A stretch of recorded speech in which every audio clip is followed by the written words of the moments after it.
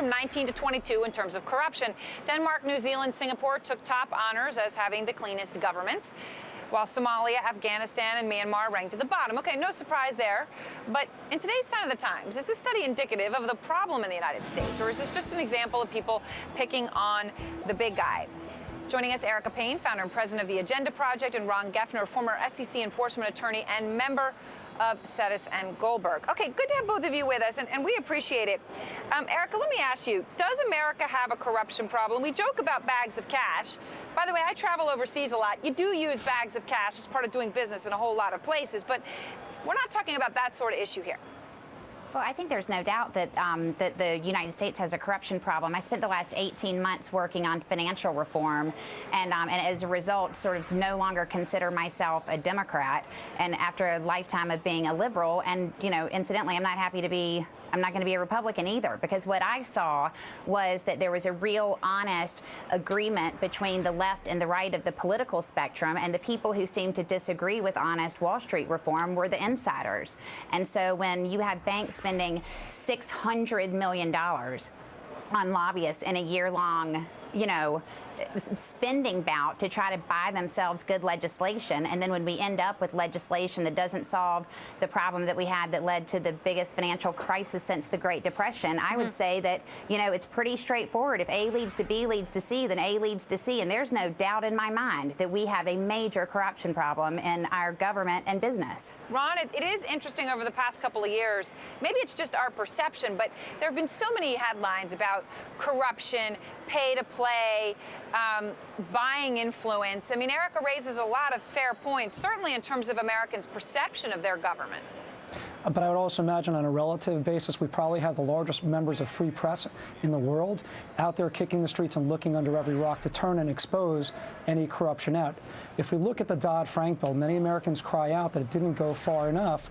But last I recall, Congress meets more than once in my lifetime, and the idea is to come out with something and continuously tweak it till we get to a form of resolution we're comfortable with, and not put people within the financial industry out of business either. It has to be a balance. Okay, so let's just stick on financial reform for a second, and just to get an idea of the scope of the problem. 125 former Congresspeople or congressional staff people went and worked for Wall Street firms around financial regulation. 70 former members of Congress, 2 former Senate Majority Leaders, 2 former Senate House Majority Leaders. Greg Craig, who was the White House Chief Counsel, walked out of the White House and walked into Goldman Sachs about 3 days later. I mean, this is abhorrent. Can I ask you a question? How many people left Wall Street to actually go into the public sector? What's that statistic? Honey, you cannot draw a comparison between those two things, because if I leave Wall Street to go into the government, I'm going in to achieve some public service, allegedly. I walk out. What am I doing when I walk out of the government and into Wall Street? What I'm doing is I'm going back to lobby exactly the same people that I walked out on, that I had relationship for years, so I can try to get something for Goldman Sachs from the government. Okay, go ahead, Ron. If you spent a career investing your time and effort and energy and understanding an industry, it's quite logical you actually might want to continue down that career path rather than deviate and go into farming or go into something else that you might not have had the experience or education to follow. So I understand what you're saying, but I don't think you can completely draw the correlation. A goes to B goes to C. There's a million variables out there.